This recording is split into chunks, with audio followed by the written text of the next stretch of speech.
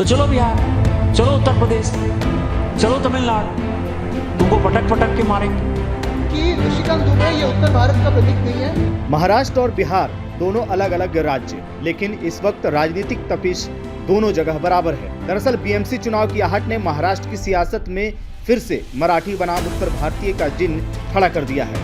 उधर उद्धव ठाकरे और उनके चचेरे भाई राज ठाकरे दोनों एक बार फिर हिंदी बोलने वालों पर हमलावर दिख रहे हैं। दरअसल राज ठाकरे ने बयान दिया था कि जो उत्तर भारतीय मराठी नहीं बोल सकते, अगर उन्हें पीटो तो कम से कम वीडियो मत बनाओ।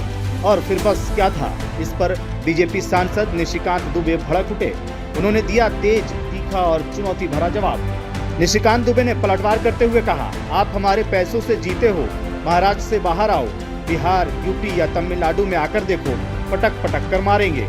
उन्होंने आगे कहा, अगर वाकई इतनी हिम्मत है तो उर्दू, तमिल और तेलुगु बोलने वालों को भी पीटो।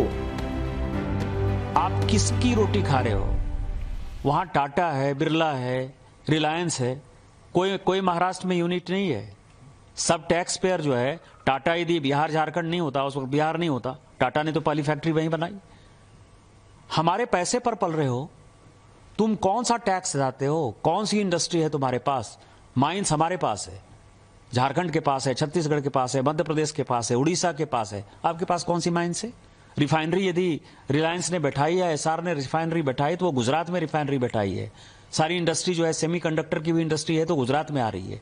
आप जो है लाटसाही कर रहे हो और ऊपर से जो है आप हमारा दोहन करके, शोषण करके टैक्स पेयर करते हो। और यदि आप में ज्यादा हिम्मत है तो आप हिंदी भाषी को मारते हो तो उर्दू भाषी को भी मारो, तमिलियन को भी मारो, आप जो है तेलुगु वाले को भी मारो।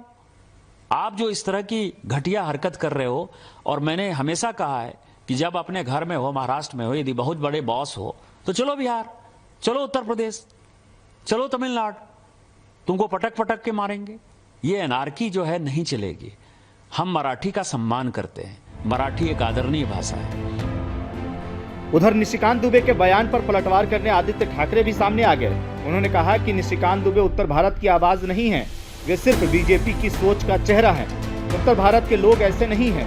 महाराष्ट्र हमेशा से देश भर के लोगों का सपना रहा है। ये बीजेपी का बांटो और राज्य करो वाला खेल है।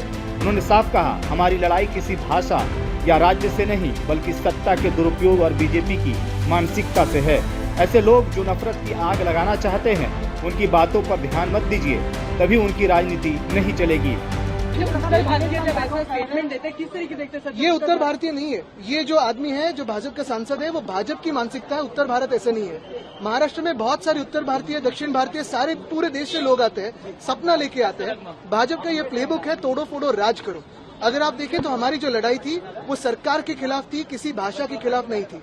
हमारी जो लड़ाई थी वो शक्ति के खिलाफ थी, किसी भाषा के खिलाफ नहीं थी। हमारी जो लड़ाई थी वो भाजपा की शक्ति, जो हिंदी की शक्ति थी, उसके खिलाफ थी, किसी भाषा के खिलाफ नहीं। और यही बात मैं कहना चाहता हूँ कि निशिकांत दुबे ये उत्तर भारत का प्रतीक नहीं है।